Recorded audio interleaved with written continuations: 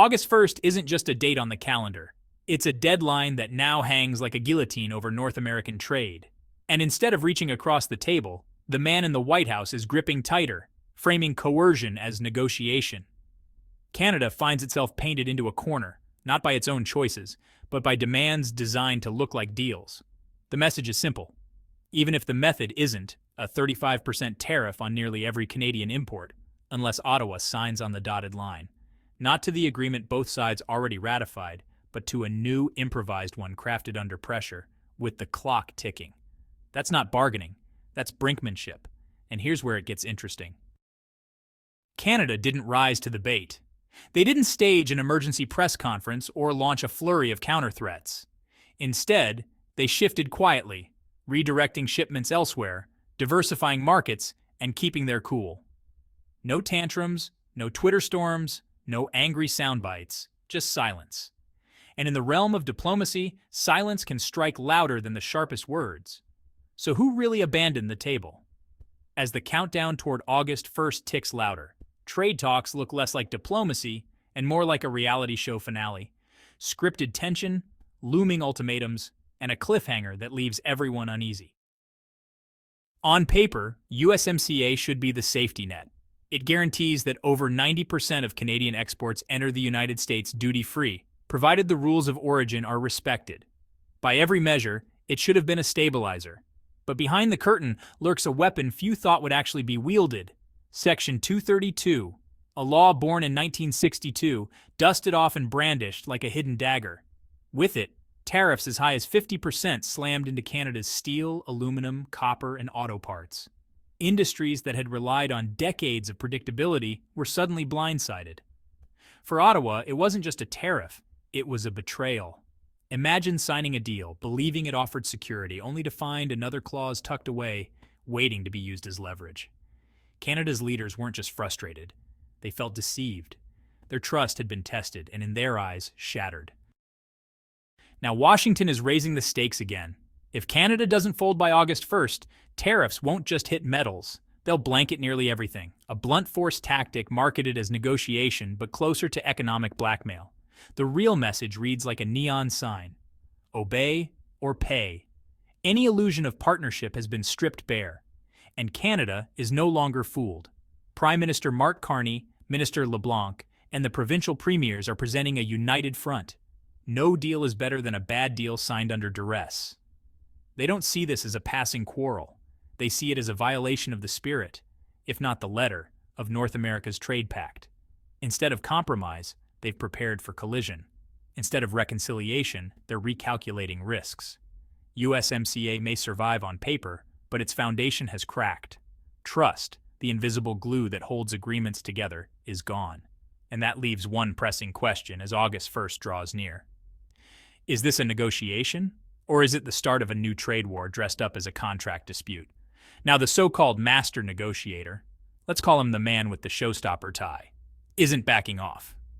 He's doubling down. The new message? No deal by August 1st and boom, 35% tariffs slapped across the board on everything Canadian. That's not the language of diplomacy. That's corporate extortion dressed up as policy, with a countdown timer ticking in the background. Canada's leadership didn't blink. Prime Minister Mark Carney, Minister Dominic LeBlanc, and provincial premiers all lined up behind one principle. Better no deal than a bad deal signed with a gun to the head. This wasn't empty posturing or a performance for cameras. It was a refusal to kneel to pressure politics. And well, the data tells the story.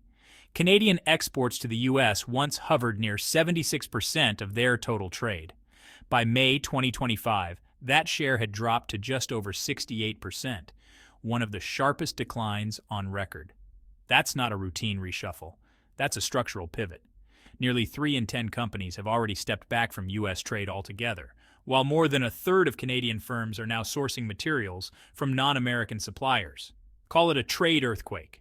Call it a rewriting of the playbook. Either way, it's clear. Canada isn't waiting for Washington's permission.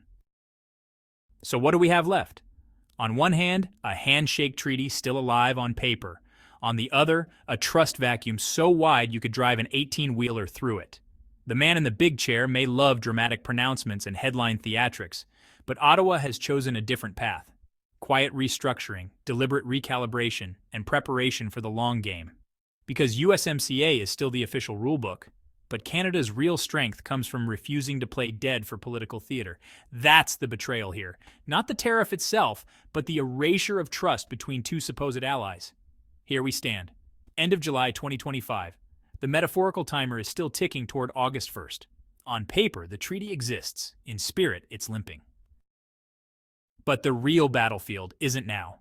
It's coming in July 2026, when the mandatory USMCA joint review kicks in. That's the showdown Canada is preparing for.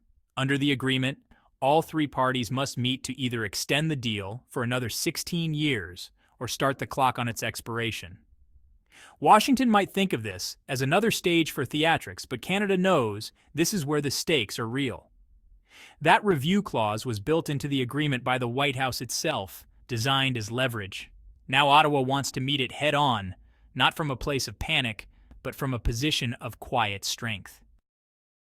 And strength is exactly what Canada is building. In June 2025, Bill C-5 passed, the Canadian Economic Act. On the surface, it looked like domestic housekeeping.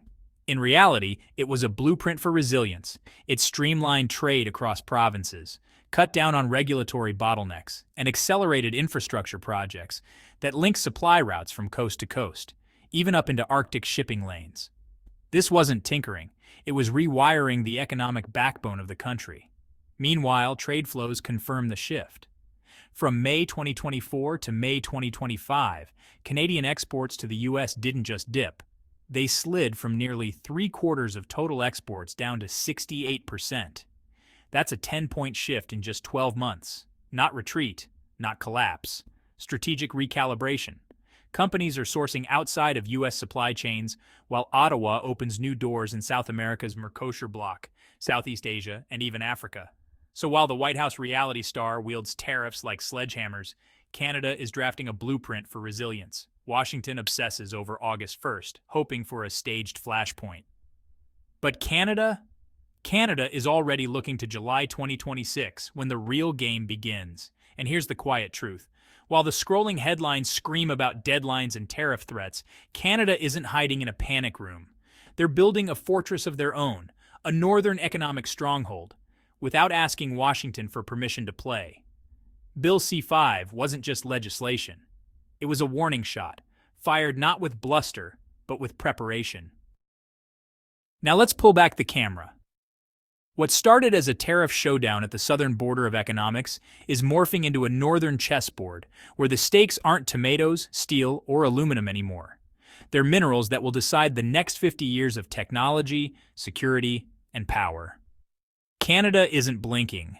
They've moved from being the polite neighbor at the trade table to the architect of a new frontier strategy. Bill C-5 wasn't just legislation, it was a declaration of independence wrapped in policy. 6 billion Canadian dollars poured into radar networks, clean energy logistics corridors, Arctic shipping lanes, and Indigenous-led security teams. That's not a budget line. That's a wall of sovereignty being built from Hudson Bay to the Beaufort Sea. And Canada is not doing it alone. Appointing Virginia Mears, an Inuit leader from Iqaluit, as the country's first Arctic ambassador, wasn't just symbolic. It signaled a new governance model, Indigenous authority front and center, not as stakeholders but as power brokers.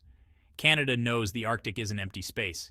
It's a treasure chest of lithium, cobalt, and rare earths. Minerals that power Teslas, iPhones, satellites, even missile systems. Whoever owns that supply doesn't just make money. They write the rules of the 21st century economy. Here's the cold reality. Washington can scream tariffs all it wants, but Canada is now wiring the North into a geopolitical fortress. New consulates in Greenland and Anchorage? That's not diplomacy. That's trench building. A 420 million Canadian dollar investment into Indigenous-led surveillance? That's not symbolism. That's deterrence. Translation: no respect, no entry. The era of Canada as a silent junior partner is over. And while Ottawa tightens its Arctic grip, Washington is distracted by headlines. July 2025 was a victory lap for the White House flashy trade announcements with the UK, Japan, Indonesia, the Philippines. Canada, not even on the guest list. The logic was simple. They've got USMCA, done deal. Why waste political capital? But that was a fatal miscalculation. Because ignoring an ally is not neutral, it's corrosive. And the corrosion is now visible in the trade numbers. By mid-2025, Canadian exports to the U.S. slid from 75% to just over 68% of total trade. That may look like a 7-point dip, but in structural economics, it's a tectonic shift. Nearly 30% of Canadian firms have rerouted away from U.S. supply chains entirely. Over a third now source critical materials elsewhere. That's not tinkering. That's rewriting the rulebook of North American trade. And the Arctic Council? At the June 2025 handover, Greenland took the chair from Norway. Canada stepped in with Denmark and Norway to build an inner circle of northern cooperation. Washington wasn't just ignored, it was sidelined. At a time when Russia and China are racing to secure Arctic routes and mineral claims, the U.S. seat at the table looked less like leadership and more like decoration. Now stack this against dependency. The U.S. imports 70% of its rare earths from China. Over 90% of refined processing is controlled by Chinese channels. Washington talks about critical mineral independence in press releases, but in practice, Canada is the one laying down Arctic highways, storage hubs, and indigenous-controlled extraction. The U.S. is holding press conferences. Ottawa is holding deeds.